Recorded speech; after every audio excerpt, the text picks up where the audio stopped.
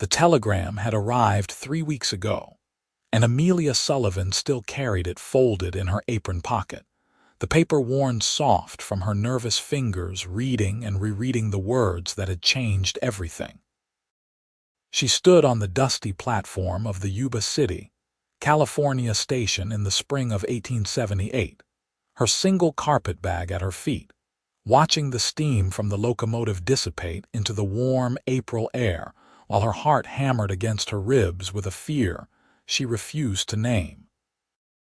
The man who had sent for her, Isaac Miller, was supposed to meet her here, and every passing moment of his absence made her more acutely aware of the calluses on her palms, the rough skin that no amount of lemon juice and glycerin had softened during the long journey west.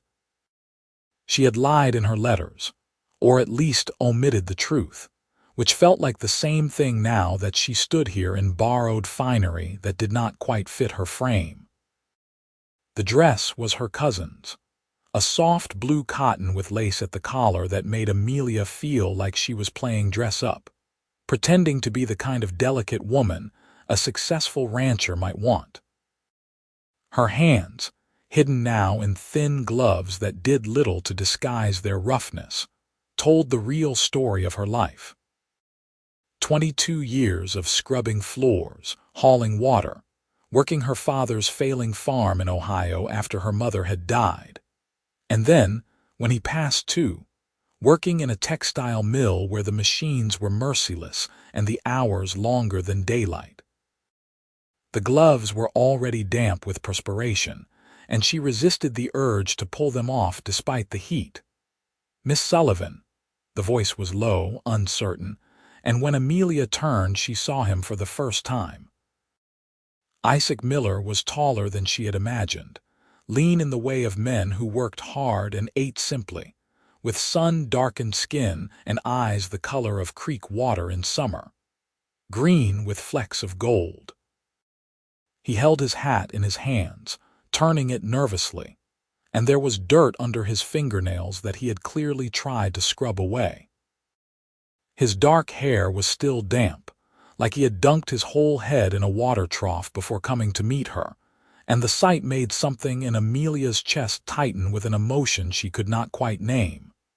"Mr. Miller," she said, and her voice came out steadier than she felt. "Yes, I am Amelia Sullivan." He smiled then, and it transformed his whole face, making him look younger than the 30 years he had claimed in his letters. "I am glad you came. I was not sure, right up until I saw you standing here, that you would really come all this way." "I gave my word," Amelia said simply, and it was true. She had made a promise when she had accepted his proposal through correspondence, had agreed to come west and marry a man she had never met, because the alternative was a slow starvation in a city that had no use for unmarried women without family or fortune. At least here, she would have purpose. At least here she might have a chance at something more than survival. Isaac picked up her bag, and she noticed he handled it carefully, like it might be precious. "The wagon is just over here. It is not far to the ranch, maybe an hour's drive.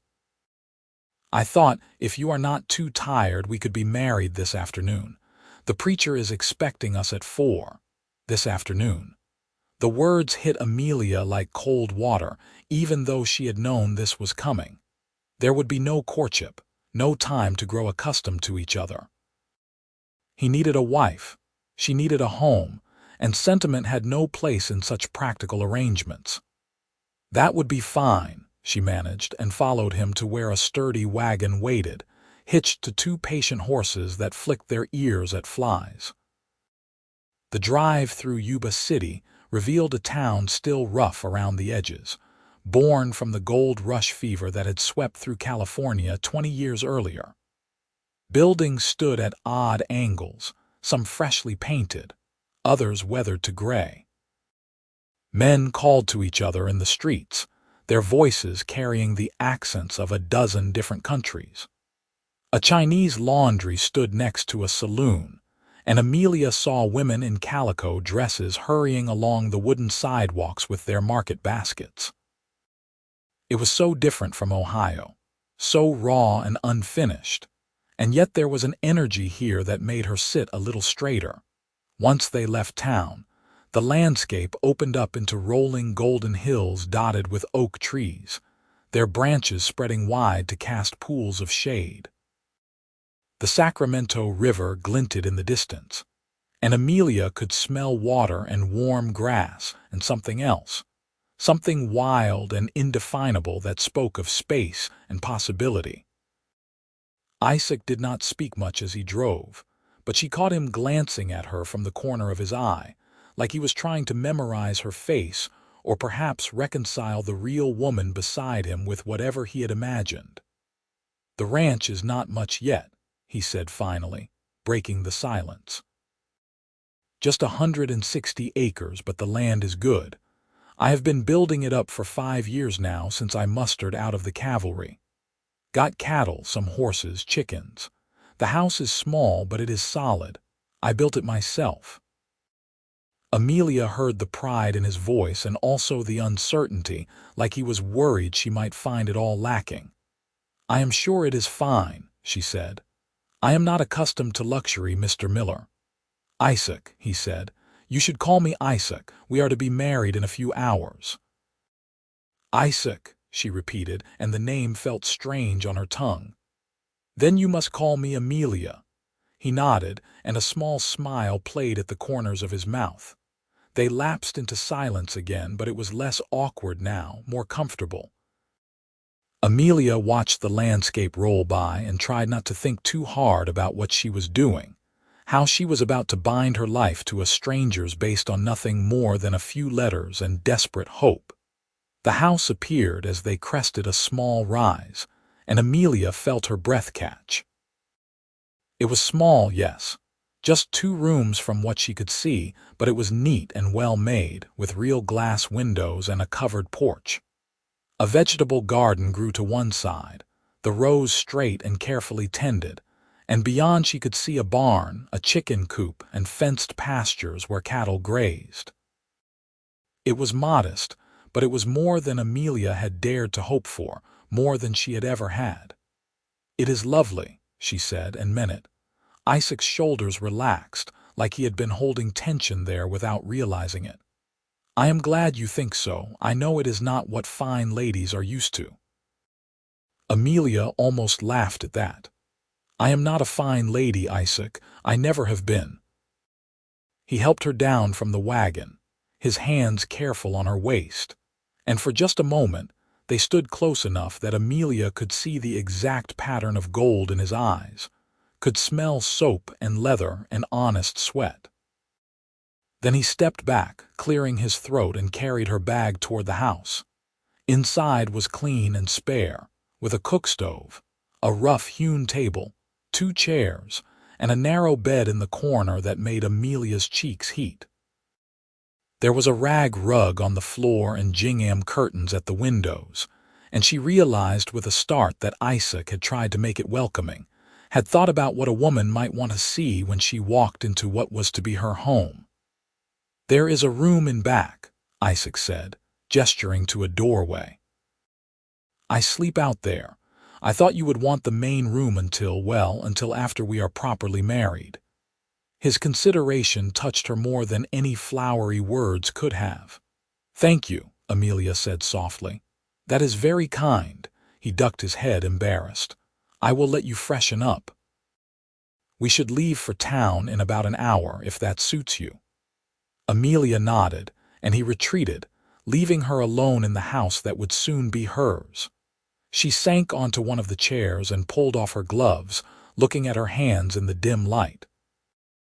They were red and rough, the nails short, the skin scarred in places from burns and cuts and the general wear of hard labor. She had hoped the journey would give them time to heal, but if anything they looked worse, swollen from the heat and the long hours of gripping her carpetbag. What would Isaac think when he saw them? Would he realize she had misled him, that she was not the respectable young woman of good family that he might have assumed from her careful letters? Amelia swallowed hard and stood, moving to the small mirror that hung by the door.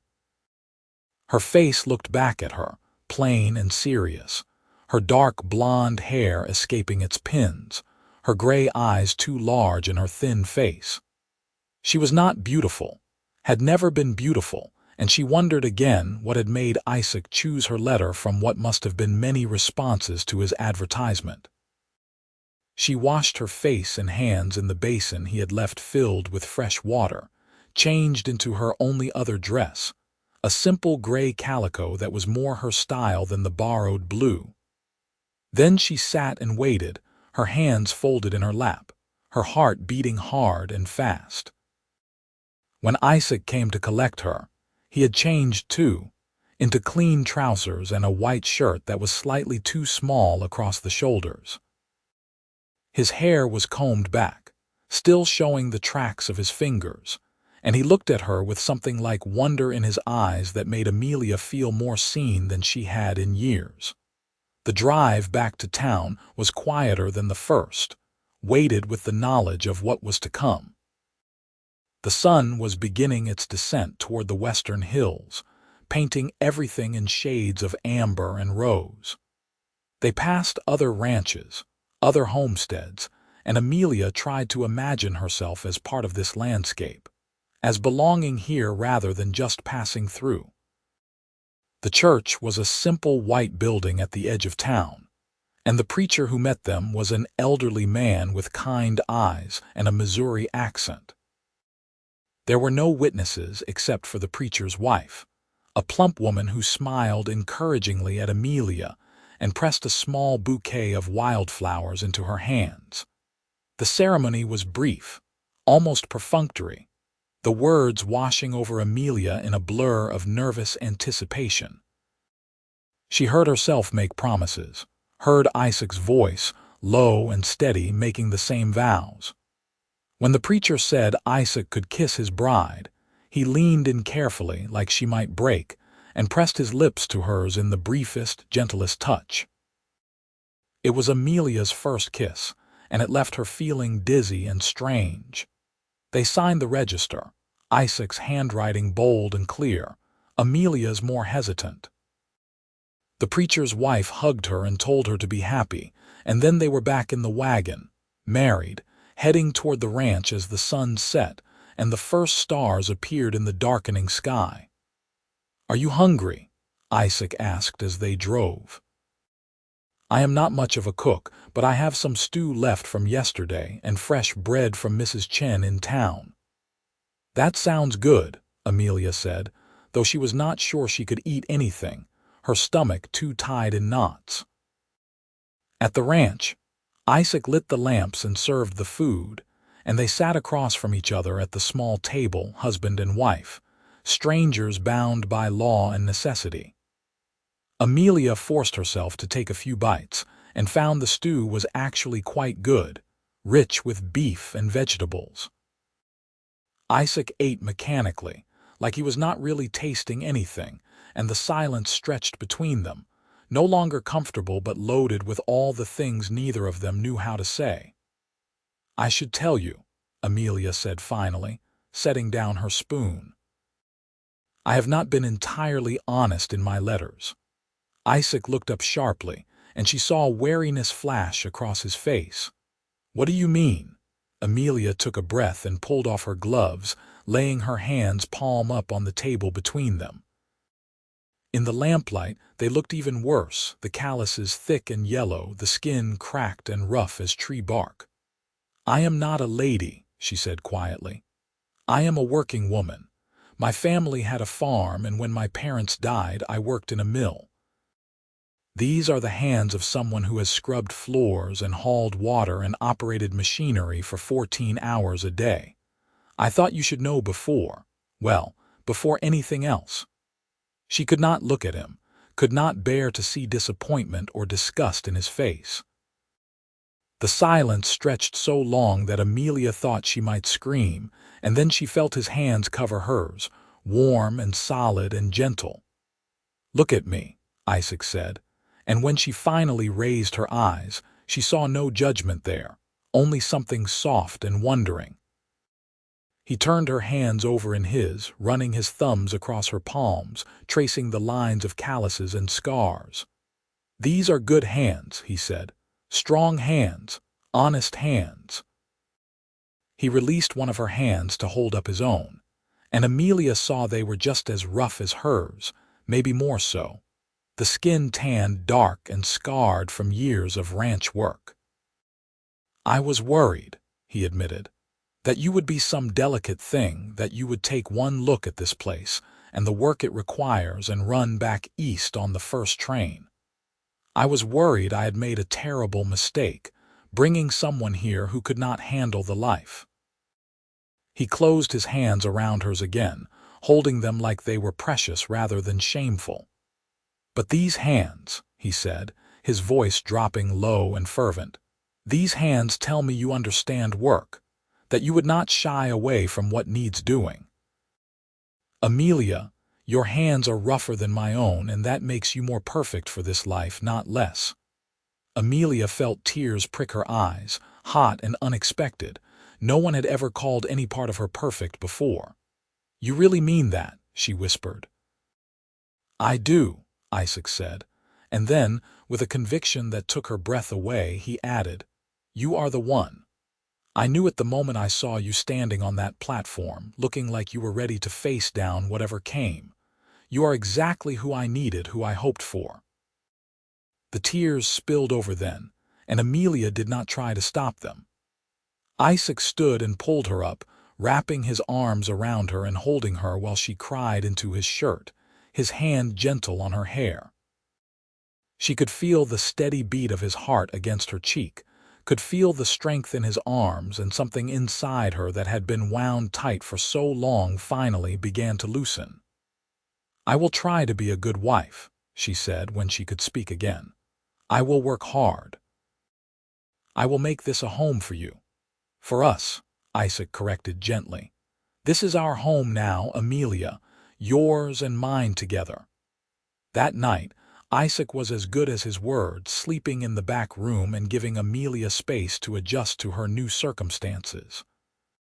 But as she lay in the narrow bed, listening to the unfamiliar sounds of the California night, she found herself thinking not about fear or uncertainty, but about the way his hands had felt on hers, warm and accepting.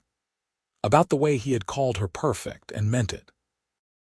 The next morning, Amelia woke to the smell of coffee and found Isaac already up, the stove lit and breakfast started. He looked sheepish when she emerged. "I am used to ranchers' hours," he said. "I tried to be quiet." "It is fine," Amelia assured him. "I am an early riser too, what needs doing." Over breakfast, Isaac outlined the daily work of the ranch.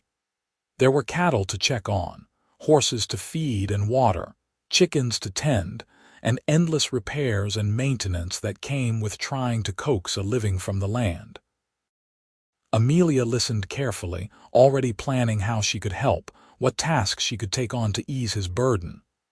"I was thinking," Isaac said hesitantly, "that you might want a few days to settle in before you start working, to rest from your journey."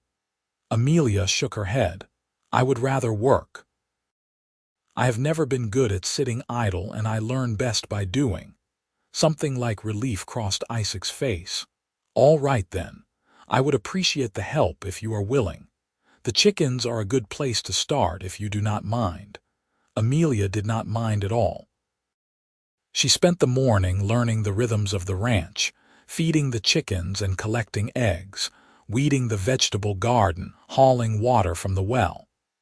It was hard work, but it was familiar work, and she fell into it easily. Isaac worked nearby, mending a fence, and she caught him watching her sometimes, a small smile on his face like he was pleased with what he saw. At midday, they ate a simple lunch of bread and cheese, sitting on the porch in the shade. The heat was building, the sun fierce in a cloudless sky, but a breeze came down from the hills and made it bearable.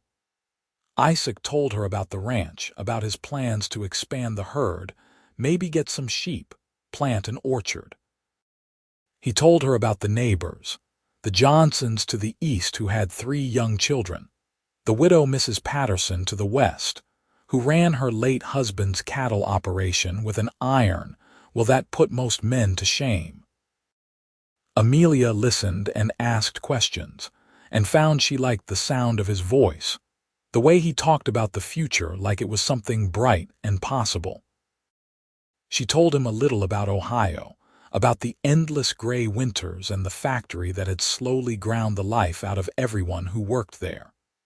She did not tell him everything, not yet, but she told him enough that he understood why she had been willing to come so far to marry a stranger.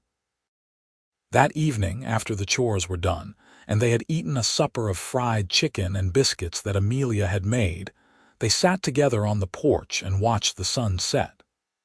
The sky turned orange and pink and deep purple, and the air cooled enough to raise goosebumps on Amelia's arms. "Are you cold?" Isaac asked, and when she nodded, he went inside and brought out a blanket, draping it over her shoulders. He sat beside her, close but not quite touching, and they listened to the crickets begin their evening song. "Thank you," Amelia said after a while. "For what?" "For being kind, for not making this harder than it has to be." Isaac was quiet for a moment, then said, "I know this is not what either of us might have chosen if circumstances were different, but I want you to know, Amelia, that I am glad you are here. I will do my best to make you happy, to make this a good life for you." Amelia turned to look at him, at his profile silhouetted against the last light of day, and felt something warm uncurl in her chest. "I am glad to be here," she said, and realized it was true. "I think we will be all right, you and I." He reached out and took her hand, rough palm against rough palm, and squeezed gently. "I think so too." The days fell into a pattern after that, a rhythm of work and rest, of learning each other's habits and preferences. Amelia took over the cooking and the garden, the chickens and the dairy cow Isaac bought from a neighbor.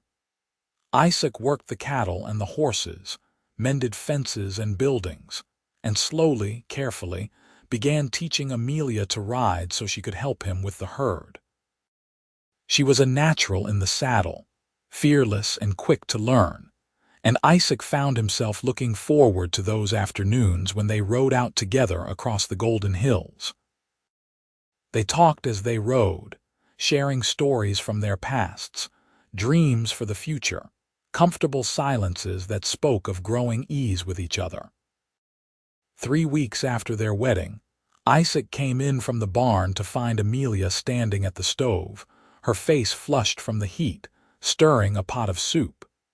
She had rolled up her sleeves, and he could see the play of muscles in her forearms, the strength in her scarred and calloused hands. Something shifted in his chest, a recognition that went deeper than gratitude or companionship. "Amelia," he said, and she turned, wiping her hands on her apron. "Yes," he crossed the room to her, moving slowly, giving her time to step away if she wanted, but she did not step away. She stood still, her gray eyes wide and questioning, and when he reached her, he took her hands in his like he had that first night. "I want to tell you something," Isaac said. "When I sent for a mail-order bride, I was thinking practically. I needed help with the ranch, a partner to build this life with. I was not expecting anything more than that." Amelia's expression was unreadable. "I know. I was not expecting anything more either."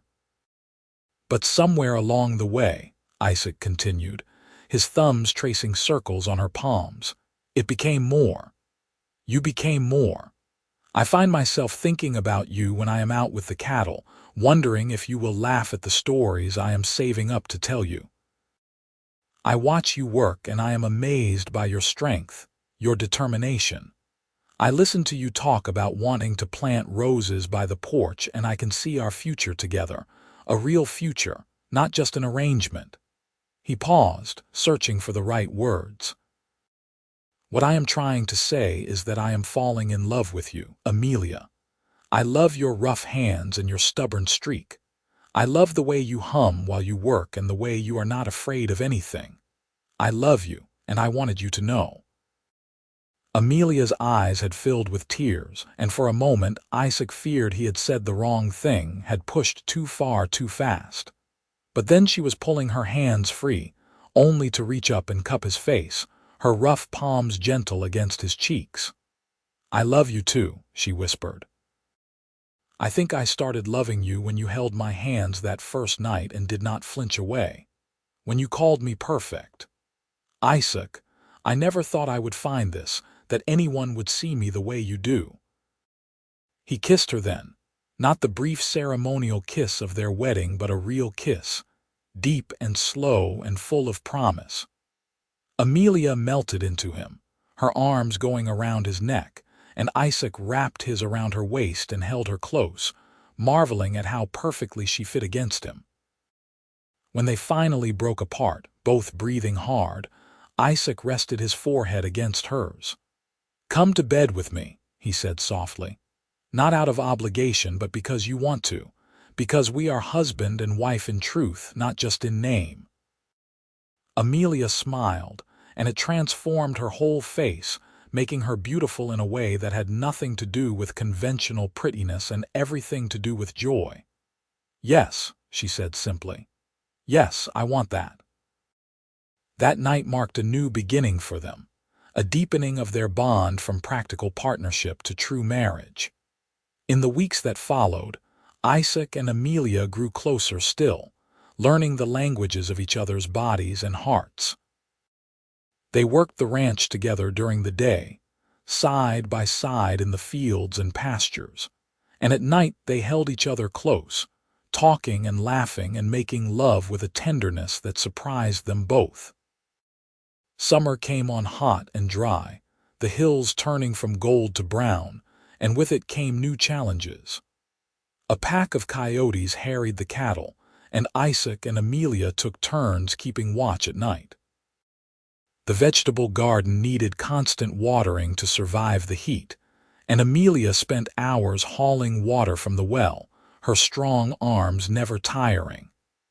They worked until exhaustion claimed them each night and woke before dawn to start again, but they did it together, and that made all the difference. In late July, the Johnsons invited them to a barn dance, the first social event Amelia had been to since arriving in California. She was nervous, worried that the other ranch wives would find her too rough, too mannish, but Isaac assured her she would be fine. "Just be yourself," he said, helping her into the wagon. "That is all anyone can ask." The Johnson place was bigger than their ranch, the barn newly built and decorated with lanterns and streamers. Music spilled out into the warm evening, fiddles and guitars, and people milled about in their Sunday best. Isaac introduced Amelia to what felt like dozens of people, neighbors and townspeople, and she tried to remember all their names and faces. The ranch wives were friendly, if a bit curious, asking her about her journey west and how she was settling in. Amelia answered honestly, and found that several of them had similar stories, women who had come west for opportunity or love or simple survival. Mrs. Patterson, the widow, took a particular liking to her. "I heard about you from Isaac," the older woman said, her eyes shrewd and kind. "Heard you are not afraid of hard work." "No, madam," Amelia said. "I have been working since I was old enough to hold a broom." Mrs. Patterson nodded approvingly. "Good. This land does not suffer fools or lazy folk. You will do well here, I think. And Isaac is a good man. He will treat you right." "He already does," Amelia said softly and meant it. When the dancing started, Isaac claimed her for the first waltz, and Amelia had to admit she barely knew how. "I have never learned," she confessed. "There was not much time for dancing in my life." "I will teach you," Isaac said, and guided her through the steps patiently, holding her close. She stumbled at first, stepping on his toes, but he just laughed and kept leading, and soon she caught the rhythm. They whirled around the floor with the other couples, and Amelia felt something she had not felt in years, pure, uncomplicated happiness. They stayed late, dancing and talking and eating Mrs. Johnson's excellent pie, and on the drive home under a sky brilliant with stars, Amelia leaned against Isaac's shoulder and sighed contentedly. "That was wonderful," she said. "I am glad you enjoyed it," Isaac replied, kissing the top of her head. "There will be more gatherings. The community here is good about coming together, especially during harvest time." Amelia smiled in the darkness. She had a community now, neighbors who accepted her, a husband who loved her. It was more than she had ever dared to hope for. In August, disaster struck in the form of a late summer wildfire that raced across the dry hills, driven by hot winds from the east. Isaac spotted the smoke first, a dark smudge on the horizon, and his face went grim. "We need to move the cattle," he said. "Get them to the river pasture where the grass is still green. If that fire jumps the road, we could lose everything." They worked frantically, Amelia on horseback helping to drive the cattle while Isaac rode ahead to open gates and clear the path. The smoke grew thicker, stinging their eyes and throats, and ash began to fall like gray snow. Amelia could hear the roar of the fire now, could see orange flames on the ridgeline, and fear clawed at her throat, but she did not give in to it. She kept riding, kept pushing the cattle forward, her voice hoarse from shouting. Isaac was everywhere at once, it seemed, making sure the animals kept moving, that none were left behind. By the time they got the last of the herd to safety, the fire was close enough that they could feel its heat, and Isaac made the decision to wet down the house and barn and hope for the best.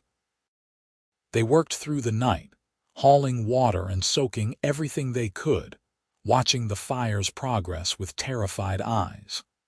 Other neighbors came to help, men and women working together to create fire breaks and protect what they could. The fire burned around them, jumping the road in places, consuming dry grass and brush, but miraculously it missed their ranch, pushed east by a shift in the wind. When dawn came, smoky and red, Isaac and Amelia stood on their porch and looked at the blackened landscape. They had been lucky, so lucky, but others had not. They learned later that the Johnsons had lost half their herd, and a homestead to the south had burned to the ground. "We could have lost everything," Amelia said, her voice shaking with delayed fear. Isaac pulled her close, and she could feel him trembling too. "But we did not. We are safe, the animals are safe, the buildings are safe. That is what matters."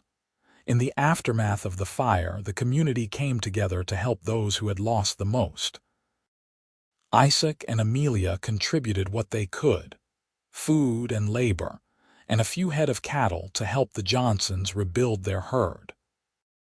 It was hard, but it was also deeply satisfying, this sense of being part of something larger than themselves, of caring for their neighbors as their neighbors had cared for them. Autumn came, and with it the harvest. The vegetable garden produced more than Amelia had hoped, and she spent long days preserving food for winter, canning tomatoes and beans, drying herbs, making jams and pickles. Isaac brought in hay for the animals and made sure the buildings were sound and ready for the winter rains.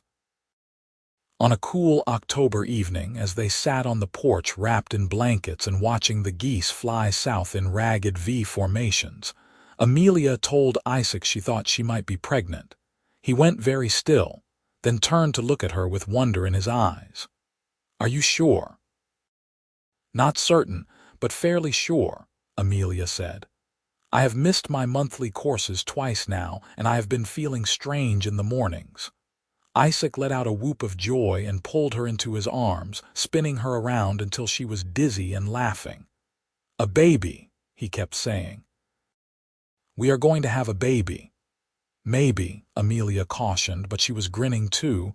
"It is early yet. Anything could happen." "Nothing will happen," Isaac said fiercely. "I will take care of you. We will take care of each other and our child."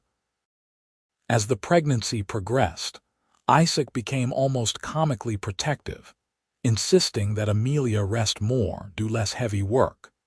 She protested at first, not wanting to be treated like an invalid, but eventually she accepted his help with good grace, understanding it was his way of showing love. The winter rains came, turning the world green again, washing away the last traces of the fire. Amelia's belly grew round and firm, and she felt the baby quicken inside her, small flutters that became kicks and rolls. Isaac would put his hand on her stomach in the evenings, marveling at the life they had created together, and Amelia would watch his face and fall in love with him all over again. In February, Mrs. Patterson and 2 other ranch wives came to help when Amelia's labor started. It was long and hard, and there were moments when Amelia feared she would not survive it, but Isaac stayed by her side the whole time, holding her hand, giving her water, whispering encouragement. When the baby finally came, a healthy boy with a full head of dark hair and his father's green gold eyes, Amelia wept with relief and joy. Isaac cried too, holding his son with shaking hands, his face full of wonder and love. They named him Samuel, after Isaac's father, and he was a good baby, healthy and strong. Amelia recovered quickly, her strong body bouncing back from the ordeal, and soon she was up and working again, though now with Samuel bundled on her back or sleeping in a basket nearby. The ranch prospered over the next few years. Isaac expanded the herd and planted the orchard he had dreamed of, apple and pear trees that would take years to mature, but promised future abundance.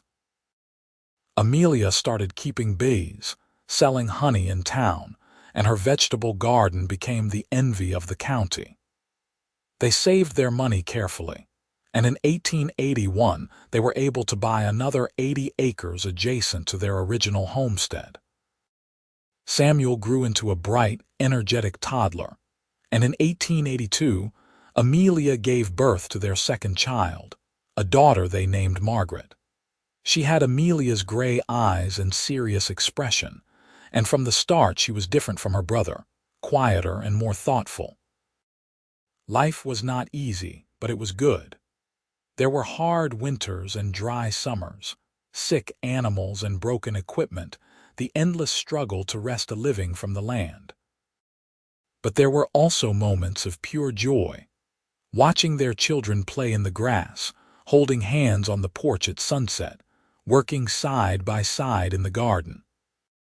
In 1885, when Amelia was pregnant with their third child, Isaac surprised her by building a new house, bigger than the original, with 3 bedrooms and a real parlor.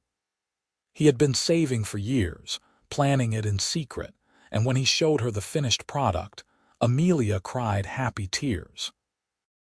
"You did not have to do this," she said, walking through the rooms, running her hands over the smooth, planed wood. "I wanted to," Isaac said. "You have given me so much, Amelia. A home, a family, a life I never dreamed I could have. This is just a small way of saying thank you." Their third child was another boy, healthy and loud, and they named him James. With 3 children now, the ranch was never quiet, filled with the sounds of laughter and arguments and play. Amelia thrived in the chaos, her rough hands gentle on her children's faces, her strong arms capable of carrying 2 toddlers at once when needed. Isaac watched her sometimes, this woman he had been so nervous to meet at the train station 7 years ago, and marveled at how perfectly she had fit into his life, into this place. She worked as hard as any man, harder than most, but she was all woman in the ways that mattered to him, tender with their children, passionate with him, fierce in her protection of their family. One evening in late spring of 1886, after the children were asleep and the ranch was quiet, Isaac found Amelia in the garden, checking on her roses. She had finally planted them years ago, and they had flourished, climbing up the porch posts and filling the air with fragrance. He came up behind her and wrapped his arms around her waist, resting his chin on her shoulder. "Do you remember the first day you arrived?" he asked. "Every moment of it," Amelia said, leaning back against him. "I was so scared. I thought you would take one look at my hands and send me back on the next train." Isaac turned her to face him, taking those hands in his like he had so many times before. They were still rough, still scarred, the hands of a woman who worked hard and did not shy away from difficult tasks. But they were also the hands that had soothed their crying children, that had planted this garden, that had held him through good times and bad. "These hands," he said softly, "are the most beautiful thing I have ever seen. They tell the story of who you are, Amelia, strong and capable and honest. I fell in love with these hands before I fell in love with you, I think. They told me everything I needed to know." Amelia smiled, her eyes bright with tears. "And I fell in love with you when you held them and did not let go, when you looked at me and saw something worth loving." "Always," Isaac promised. "I will always see that. You are the one, Amelia, you always will be." He kissed her there in the garden, surrounded by the roses she had planted and the life they had built together. And Amelia kissed him back, her rough hands gentle on his face, her heart full to overflowing with love and gratitude and joy. The years continued to pass, each one bringing its own challenges and rewards. In 1888, they bought yet more land, bringing their holdings to over 300 acres. The children grew, Samuel becoming his father's shadow, learning the ranch work, while Margaret showed an early aptitude for learning and books. James was the wild one, always getting into mischief, making them laugh with his antics. In 1890, Amelia gave birth to their fourth and final child, another daughter they named Ruth. She was the baby of the family, spoiled by her older siblings and doted on by her parents. Isaac joked that they would need to build yet another addition onto the house, but Amelia was content with their family as it was. 4 healthy children and a husband she loved more with each passing year. The ranch became known throughout the county for its quality cattle and horses, and for the honey and vegetables that Amelia produced. They were not wealthy, but they were comfortable, able to provide for their children and save a little besides. More importantly, they were happy, bound together by love and shared purpose. In the summer of 1892, the town of Yuba City held a celebration for its 40th anniversary, and Isaac and Amelia attended with their children. There was a parade and speeches, games and contests, and a huge barn dance in the evening. Amelia, now 36 and still strong, danced every dance with Isaac, laughing and breathless, while their children ran wild with the other youngsters. At one point, Isaac pulled her aside, away from the crowd, and they stood under the stars just as they had on the night of their first barn dance 14 years before. "You ever regret it?" he asked. "Coming west, marrying a stranger, the hard life you have had here?" Amelia looked at him, at this man who had become her whole world, and shook her head. "Not for one moment," she said firmly. "This life, this family, it is everything I never knew I wanted, everything I needed. Even with all the work, all the hardship, especially with that," Amelia said. "It made us who we are, Isaac. It made us strong together. I would not change any of it." Isaac pulled her close, holding her tight.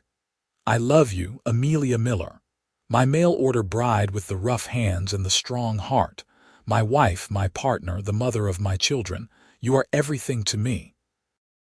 "And you are everything to me," Amelia whispered back. "My cowboy who saw past the calluses to the woman beneath, who held my hands and said I was the one. You were right, Isaac. We were meant for each other." They stood there for a long time, holding each other under the stars, listening to the music and laughter from the dance, feeling the solid weight of their love and their life together. It had not been easy, this journey from strangers to soulmates, but it had been worth every moment of struggle and sacrifice. As they grew older, Isaac and Amelia settled into a comfortable rhythm, handing over more and more of the ranch work to their children as they came of age. Samuel proved to be a natural rancher, expanding the operation even further. Margaret became a teacher, bringing education to the rural children of the county. James, after a few wild years, settled down and became a horse trainer of some renown. Ruth, the youngest, stayed close to home, helping her mother with the garden and the bees. In 1900, when Amelia was 44 and Isaac was 52, they celebrated their 22nd wedding anniversary by taking a trip to San Francisco, leaving the ranch in Samuel's capable hands. It was the first real vacation they had ever taken, and they spent a week exploring the city, marveling at the buildings and the bustle, the culture and excitement. But as much as they enjoyed the adventure, they were both eager to return home, to the ranch and the life they had built. The city was impressive, but it was not theirs. Their place was in Yuba City, on the land they had worked and shaped, surrounded by the family and community they had become part of. As they rode the train home, Amelia leaned against Isaac's shoulder and sighed contentedly. "I am glad we went," she said, "but I am gladder to be going home." "Me too," Isaac agreed, kissing her hair. "Home is where you are, Amelia. It always has been." The first decade of the new century brought changes. The children married and had children of their own, making Isaac and Amelia grandparents several times over. The ranch continued to prosper, though the work was harder now that they were older. But they still rose before dawn, still worked side by side in the garden and with the animals, still sat on the porch in the evenings and watched the sun set over the hills they had called home for so long. In 1905, Isaac suffered a bad fall from a horse, breaking his leg and several ribs. For the first time in their marriage, he was the one who needed taking care of, and Amelia rose to the challenge, nursing him back to health with the same fierce determination she brought to everything. She would not let him get discouraged, even when the healing was slow and painful, and her strength gave him the courage to keep fighting. "What would I do without you?" he asked one evening as she helped him walk a few steps across the room, his arm heavy on her shoulders. "You will never have to find out," Amelia said firmly. "We are in this together, Isaac. For better or worse, remember." "I remember," Isaac said, and though his body was weak, his love for her had never been stronger. He recovered slowly but surely, and by spring he was back in the saddle, though Amelia made him promise to be more careful. They were getting older, she pointed out, and could not afford to take the kinds of risks they had when they were young. The years continued their steady march forward. In 1910, Isaac turned 62 and Amelia turned 54, and they celebrated by having a huge party at the ranch, inviting everyone they knew. Their children and grandchildren came, neighbors and friends from across the county, and they feasted and danced and told stories late into the night.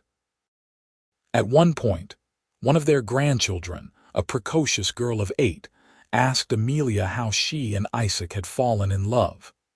Amelia smiled and looked at her husband, still handsome despite the gray in his hair and the lines around his eyes. "It started with our hands," she said, and told the story of that first night when Isaac had held her rough, calloused hands and called her perfect. "He saw me when no one else did," she said. "He saw past what I thought were flaws to who I really was.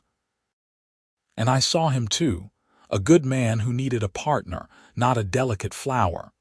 We built this life together, and every day I am grateful for it." Isaac took her hand then in front of everyone and raised it to his lips. "You are still the one," he said softly. "You always will be." There was not a dry eye in the house, and their children and grandchildren applauded, seeing the love that still burned bright after 32 years of marriage. As they moved into their 60s and then 70s, Isaac and Amelia slowed down but never stopped. They still tended the garden together, still sat on the porch in the evenings, still held hands and talked about everything and nothing. Their children worried about them, tried to convince them to take it easier, but both Isaac and Amelia were stubborn, determined to live fully until the very end. In the spring of 1918, when Amelia was 62 and Isaac was 70, they planted a new rose garden together, working side by side in the warm earth just as they had done for 40 years. Amelia's hands were still rough, still scarred, and so were Isaac's, the marks of a lifetime of honest labor. "Do you remember what I told you that first night?" Isaac asked, sitting back on his heels to wipe sweat from his forehead. "That my hands were rougher than yours and that made me perfect for this life," Amelia said, smiling at the memory. "I was right," Isaac said. "You were perfect for this life, perfect for me. We were perfect for each other," Amelia corrected gently. "That is what made the difference." They finished planting the roses as the sun set, their shadows long on the ground, their hands dirty and their backs aching but their hearts full. This was their life, built together over decades of work and love and shared purpose. It was not glamorous or easy, but it was theirs, and they would not have traded it for anything. That night, lying in bed with Isaac's arms around her, Amelia thought about the frightened young woman who had stepped off the train in Yuba City so long ago. She had been so worried about her rough hands, so certain that they marked her as unworthy of love or happiness. But Isaac had seen them differently, had seen strength and capability and honesty in those calluses and scars. He had held her hands and called her the one, and in doing so, he had changed everything. He had given her a home, a family, a life beyond her wildest dreams. And she had given him the same, becoming his partner in every sense of the word, building this ranch and this legacy together. "I love you," she whispered into the darkness. "I love you too," Isaac murmured back, his voice already heavy with sleep. "Always have, always will." Amelia smiled and closed her eyes. Her rough hand clasped in his and drifted off to sleep, content and grateful and deeply, completely happy. The years that followed were peaceful ones, the kind of golden years that come after a lifetime of hard work and devotion. Isaac and Amelia watched their grandchildren grow and eventually welcomed great-grandchildren into the family. The ranch continued to thrive under Samuel's management, and the other children all lived nearby, coming to visit often. In 1924, Isaac and Amelia celebrated their 46th wedding anniversary, an impressive achievement that made them one of the oldest married couples in the county. The family threw them a huge party, and the local newspaper even sent a reporter to interview them about their long marriage. "What is your secret?" the young reporter asked, pencil poised over his notebook. Isaac and Amelia looked at each other and smiled. "Respect," Isaac said, "respecting each other's strength and supporting each other's weaknesses." "And love," Amelia added. "Not the easy, romantic kind, but the deep, abiding kind that grows stronger with time and shared experience. We have worked hard together, suffered together, celebrated together. We built this life with our own hands, and that kind of partnership creates a bond that cannot be broken." The reporter scribbled furiously, and the article that ran the following week painted a beautiful picture of their marriage and their life.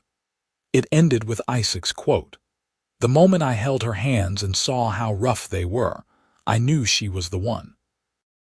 She was strong enough to build this life with me, and she has been my partner in every sense of the word for 46 years." Isaac lived to the age of 78, remaining active and engaged until a sudden heart attack took him in his sleep in the winter of 1926. He went peacefully with Amelia by his side, and though she grieved deeply, she also took comfort in the fact that they had had so many years together, had built such a beautiful life. At his funeral, attended by what seemed like half the county, Amelia spoke about the man she had loved. "When I came to California as a mail-order bride," she said, her voice steady despite her tears, "I was frightened and uncertain. I had these rough, calloused hands that I thought made me unworthy of love, but Isaac looked at those hands and saw strength and capability. He held them and told me I was the one, and in that moment, he gave me the greatest gift anyone has ever given me. He saw me truly and loved what he saw." She paused, looking out at the sea of faces, all the lives that Isaac had touched.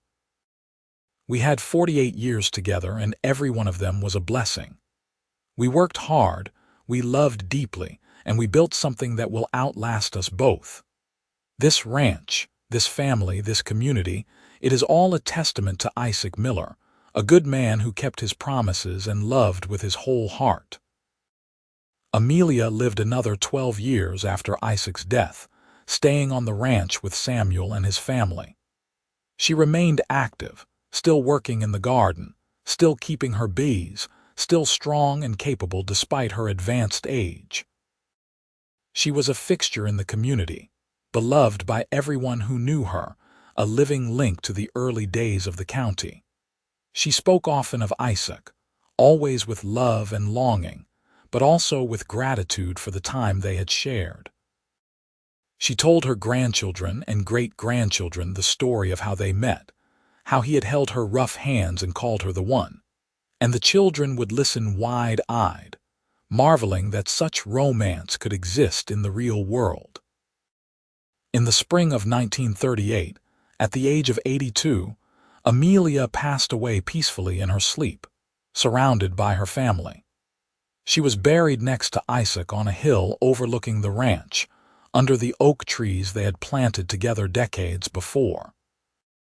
On her headstone, below her name and dates, Samuel had inscribed a simple phrase: "She was the one." The ranch remained in the Miller family for generations, a testament to the love and labor of Isaac and Amelia. And though the world changed around it, becoming more modern and complicated, the story of the cowboy and his mail-order bride lived on, passed down through the family like a precious heirloom.